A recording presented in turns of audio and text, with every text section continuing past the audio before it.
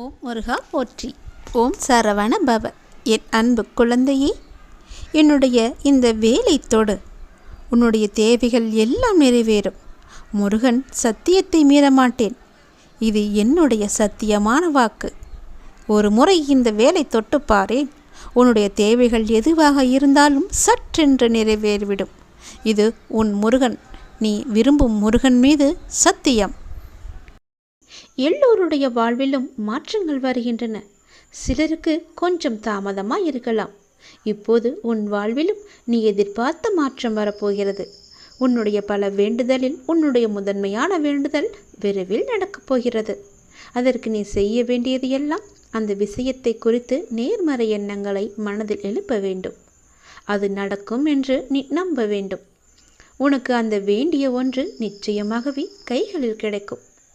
கோவிலில் சாமி முன் இந்த முறைப்படி நீ பிரார்த்தனை செய்து வந்தால் நிச்சயம் நீ நினைத்தது நடக்கும். நமக்கு எப்பொழுது எந்த பிரச்சனை எந்த ரூபத்தில் வந்தாலும் நாம் அந்த பிரச்சனைகளை முடிக்கவும் அதிலிருந்து முழுமையாக விடுபட்டு வெளியே வருவதற்கும் நாம் செய்யும் முதல் காரியம் தெய்வத்திடம் சரணடைந்து பிரார்த்தனை செய்து நம் குறைகளை கூறி வேண்டிய வரங்களை பெற்றுக்கொள்வோம். அது மட்டும் இல்லாமல் நமது வாழ்க்கையில் செய்யும் சில சிறிய தவறுகளுக்கும் தெய்வத்திடம் சென்று அதற்கான பரிகாரங்களையும் செய்து புண்ணியத்தை தேடிக்கொள்வோம். ஆனால் கோவிலில் சாமியிடம் வேண்டுவதாக இருந்தாலும் பரிகாரம் செய்வதாக இருந்தாலும் அதற்கு ஒரு முறை இருக்கிறது. அந்த முறைப்படிதான் நாம் இறைவனிடம் வேண்ட வேண்டும். அப்படி வேண்டினால் கண்டிப்பாகவே அது நிறைவேற்றப்படும். அந்த முறைப்படி பரிகாரம் செய்தாலும் தெய்வம் அதை முழுமையாக ஏற்றுக்கொள்ளும். நாம் நம்பிக்கையுடன் செய்ய வேண்டும்.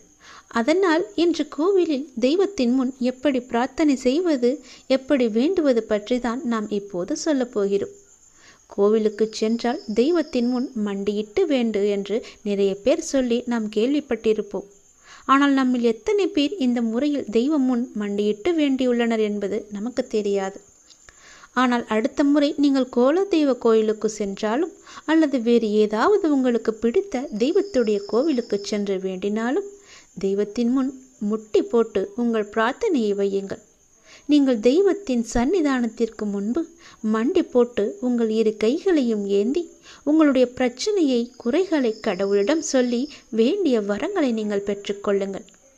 இப்படி நீங்கள் முட்டி போட்டு வேண்டினால் தெய்வம் நாம் கேட்டதை உடனே கொடுக்கும் என சொல்லப்படுகிறது. இப்படி நீங்கள் எந்த தெய்வத்தின் கோவிலுக்கு சென்றாலும் முழங்கால் போட்டு மண்டியிட்டு உங்களின் இரு கைகளையும் ஏந்தி வேண்ட வேண்டும். உங்களுடைய வேண்டுதலை சீக்கிரமாகவே ஏற்றுக்கொள்வார். அதே நேரம் அந்த வேண்டுதல் சீக்கிரம் தெய்வத்தால் நிறைவேற்றியும் தரப்படும் என்பது காலம் காலமாக மக்களிடம் உள்ள நம்பிக்கை. அந்த நம்பிக்கை உங்களுக்குள்ளே இருக்க வேண்டும். நீங்கள் நிறைய கோவில்களில் சில தெய்வத்திற்கு வேண்டுதல் வைத்து முழங்கால் மண்டியிட்டு கோவிலை சுற்றி வலம் வருவார்கள். கோவில் படியேறி தங்களுடைய நேர்த்திக்கடனை செலுத்துவார்கள்.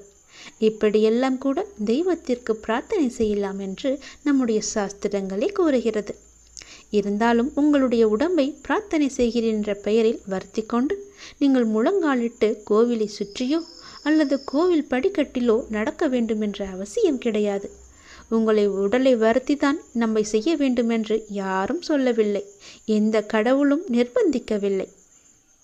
தெய்வத்தின் சன்னிதானத்திற்கு முன்பு மண்டியிட்டு தெய்வத்தை முழு நம்பிக்கையோடு நினைத்து மனதார வேண்டிக் கொண்டாலே போதும். நீங்கள் நினைத்தது நிச்சயமாகவே ஒரு மண்டலத்தில் நடக்கும். அதாவது 48 நாட்களுக்குள் அது நடந்தே தீரும். நீங்களும் உங்கள் இஷ்ட தெய்வத்தை நினைத்து முழு நம்பிக்கையோடு வேண்டுங்கள். எந்த தெய்வமாக இருந்தாலும் கை நீட்டி கேட்டால் கண்டிப்பாகவே கொடுப்பார்.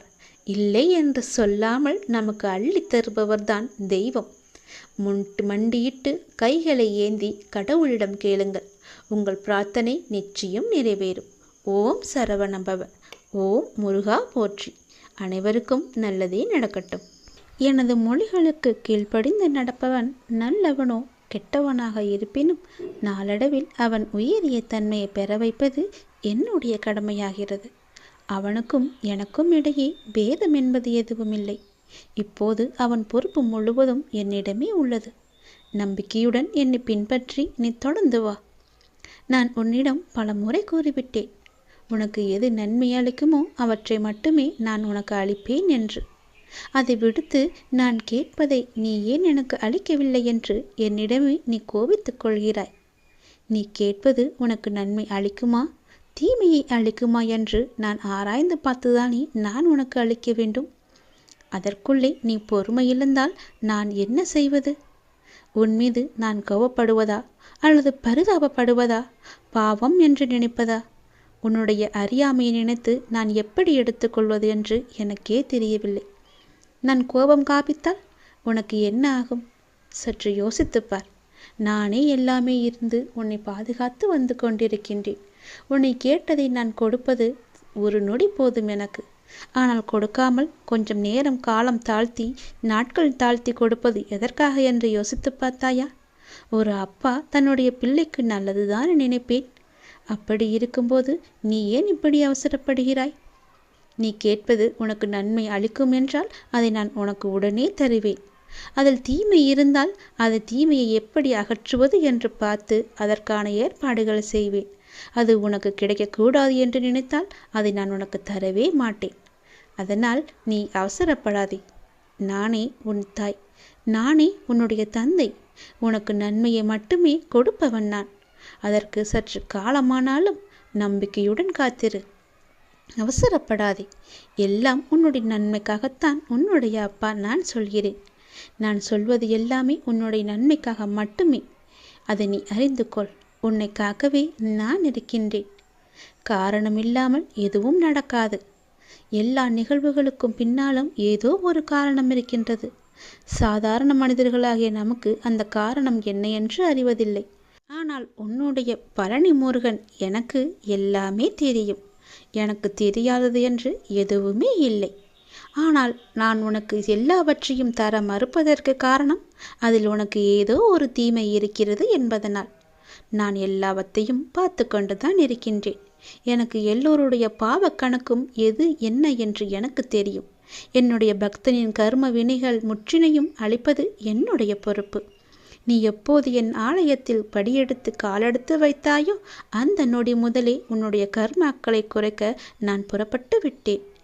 எல்லாவற்றையும் தெரிந்து கொண்டு நான் உனக்கு எது தேவையோ அதை மட்டுமே நான் அளிக்கப் போகின்றேன். கலங்காமல் இரு. உனக்கு வேண்டும் என்று நீ அடம்பிடிக்காதே. என் மீது கோபமும் படாதே. எனக்கு தெரியும் எதை எப்போது தர வேண்டுமென்று. நானே பார்த்து கொள்கிறேன். உனக்கு தேவையான பக்தியையும் சக்தியையும் நான் உனக்கு அளிக்கின்றேன். உன் கர்ம வினையின் பலனை பக்தனுக்கு தக்கவாறு அவன் தாங்கும் அளவை தெரிந்து நான் உனக்கு அளிக்கின்றேன். உன் கர்ம வினையின் தாக்கம் உனக்கு ஏற்படாதவாறு நான் பார்த்து கொள்கிறேன். உனக்குள்ள கஷ்டங்கள் எல்லாவற்றையும் நான் வாங்கி கொண்டு உனக்கு இன்பமான நாட்களை மட்டுமே நான் உனக்கு பரிசளிக்கப் போகின்றேன். இப்போதே என்னை ஓம் சரவண பவ என்று கூப்பிட்டு நான் உனக்கு காட்சி தருகிறேன். கடந்த 1 வருடமாக இருந்த உன்னுடைய மனப்போராட்டத்திற்கு முடிவு கிடைக்கும் நேரம் இது. நீ போகும் பாதையே சரியான பாதை. அதிலிருந்து நீ நகர்ந்து விடாதே. இந்த வழியிலேயே நீ போ. உனக்கு முன்னால் நான் சென்று கொண்டிருக்கிறேன் என்பதை மறவாமல் அதன் வழியே வா. நிச்சயம் நடக்கும் நன்மைகள் பல. நல்லதொரு மாற்றம் நிரந்தரமாக உன்னுடைய வாழ்வில் இன்னும் சரியாக 3 மாதத்தில் வரப்போகிறது.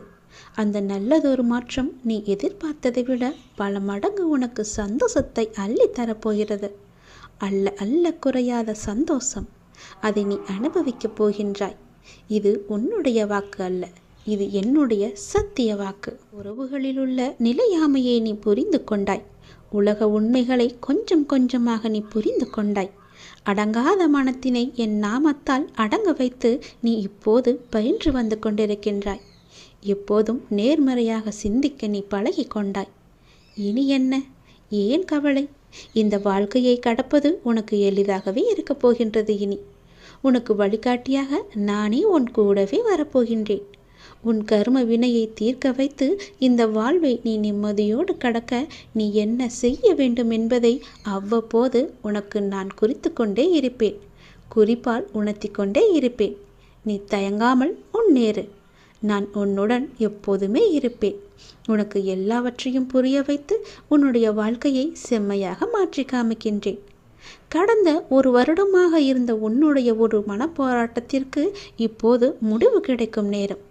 உன் மனம் ஒரு வருடமாக பட்ட பாடு எனக்கு தெரியாதா?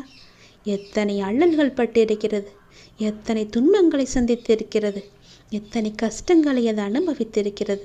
எல்லோற்றுக்கும் ஒரு முடிவு கட்டப்போகின்றேன். உன்னுடைய பொறுமைக்கு பலன் கிடைக்கும் நேரம் இது. நீ இதுவரை கடந்து வந்த பாதையில் நீ பட்ட கஷ்டங்களுக்கு ஒரு முடிவு காணப்பாய். யார் உன்னை கைவிட்டாலும் உன் நம்பிக்கை உன்னை கைவிடாமல் உன்னை இவ்வளவு தூரம் அழைத்து வந்திருக்கின்றது. நான் நம்பும் என்னுடைய அப்பா என்னை காப்பாற்றுவார் என்ற நம்பிக்கை உனக்குள்ளே ஆழமாக பதிந்திருக்கிறது. அதுவே உன்னை இத்தனை தூரம் பாதுகாப்பாக அழைத்து வந்திருக்கிறது தெரியுமா? அந்த நம்பிக்கையோடு சேர்ந்த நேர்மறை எண்ணங்களும் அது எல்லாமே கூடி உன் வாழ்வின் பொன்னான தருணங்களை அது உனக்கு உருவாக்கி தரப்போகிறது. மகிழ்ச்சியாகவே இரு. உன்னுடைய வாழ்க்கை சரியான திசையில் நகர ஆரம்பித்திருக்கிறது. அது சரியான வழியில்தான் போய்கொண்டிருக்கிறது. அதை மாயை என்ற வலையில் நீ சிக்கிக்கொண்டு மாற்றி போக நினைக்காதே. அது தவறாக விடும். நான் சொல்வதை கேள். உனக்கு நல்லது நடக்கப் போகிறது. எத்தனை வருடங்களாக நீ தவித்து கொண்டிருந்தாய். எவ்வளவு மனப்போராட்டங்களையெல்லாம் அனுபவித்து கொண்டிருந்தாய். சந்தோஷத்தையே நீ மறந்து விட்டாய். அவ்வளவு துன்பங்களை நீ அனுபவித்து விட்டாய் அல்லவா? அது எல்லாமே இப்போது முடியப் போகிறது. சந்தோஷமாக நீ உன் வாழ்க்கையை ஆரம்பிக்கப் போகிறாய். உனக்கு துணையாக உன்னுடைய அப்பா நான் இருக்கும்போது எதையும் கவலைப்படாதே. எதை பற்றியும் நீ சிந்திக்காதே. மகிழ்ச்சியாகவே இரு. நிறைய மகிழ்ச்சியான தருணங்கள் இனி ஒன்றின் பின் ஒன்றாக உன்னை நோக்கி வந்து கொண்டே இருக்கிறது. இதுதான் சரியான திசை. யார் எது சொன்னாலும் அதை காதில் வாங்காதே. அங்கு உன்னை பயமுறுத்துபவர்கள்தான் நிறைய பேர் இருப்பார்கள். அவற்றையெல்லாம் நீ காதில் வாங்காமல் நீ போகும் பாதையே சரியான பாதை என்று நகர்ந்து போய்கொண்டே இரு. இதற்காகவும் நீ அதிலிருந்து பின் வாங்கக்கூடாது.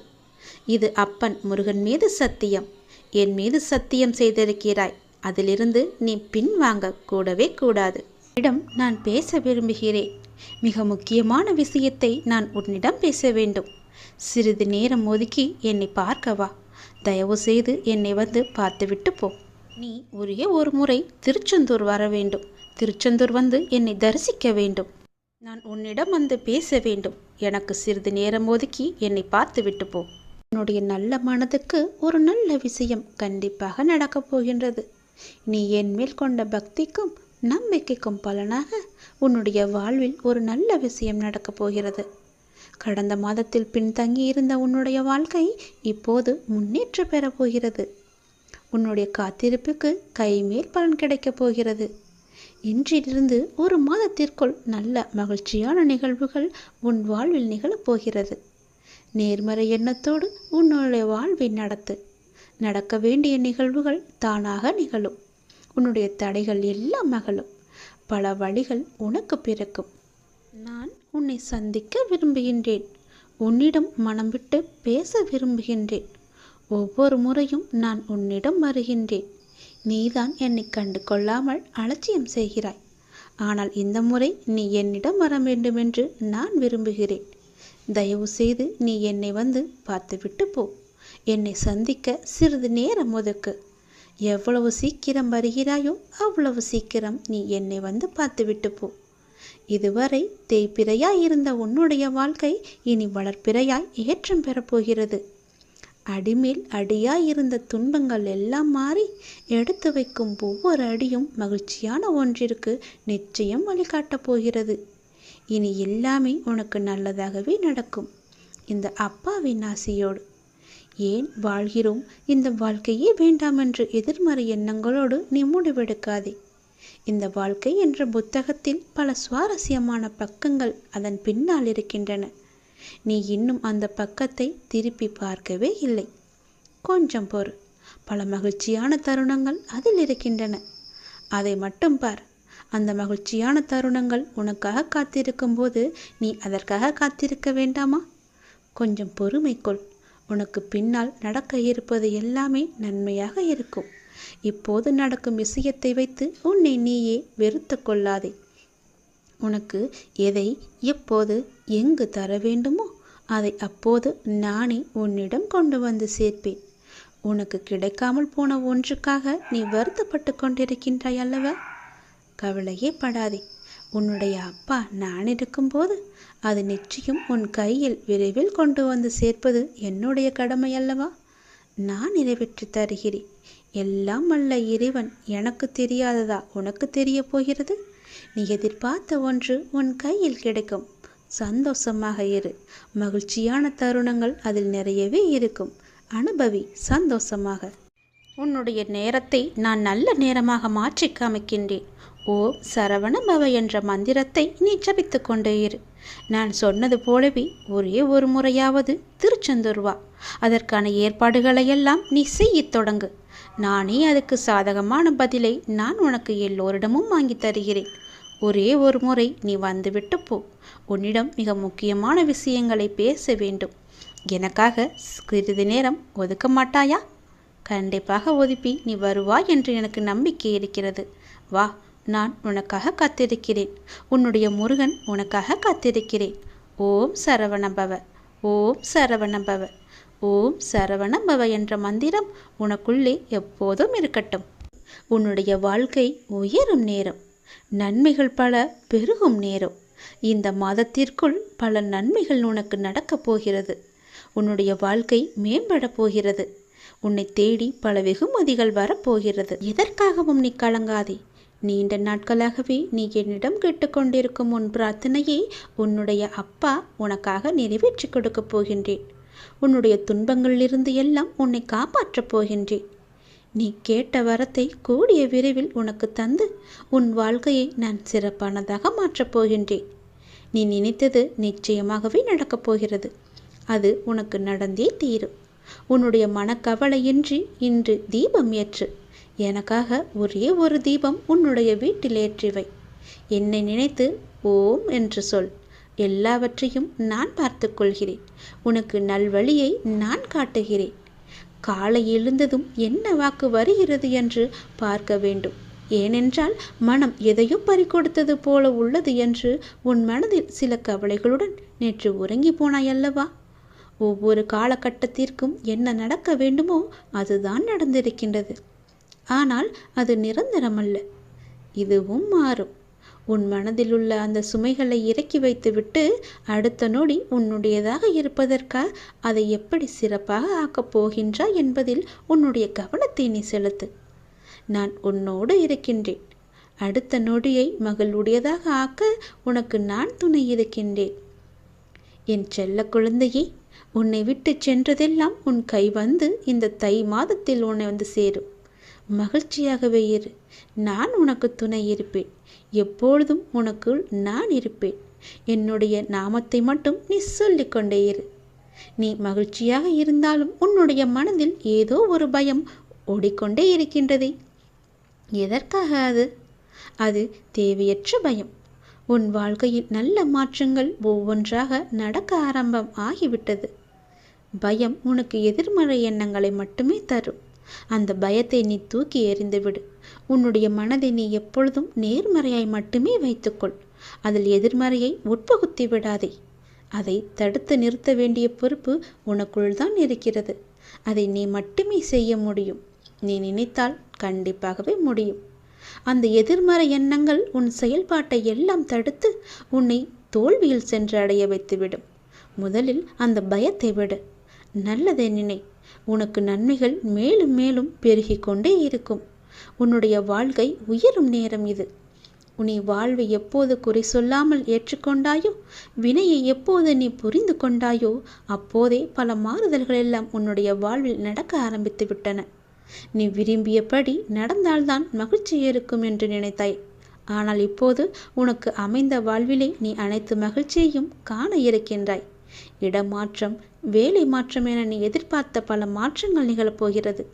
நீண்ட நாட்களாகவே நீ என்னிடம் கேட்ட ஒரு வேண்டுதலும் இந்த மாதத்தில் நிறைவேறப் போகிறது. மகிழ்ச்சியாக சந்தோஷமாகவே அதை அனுபவிக்கப் போகின்றாய். உன்னுடைய வாழ்க்கையானது கொஞ்சம் கொஞ்சமாக மேம்பட்டு உயர்ந்த நிலைக்கு வரப்போகின்றது.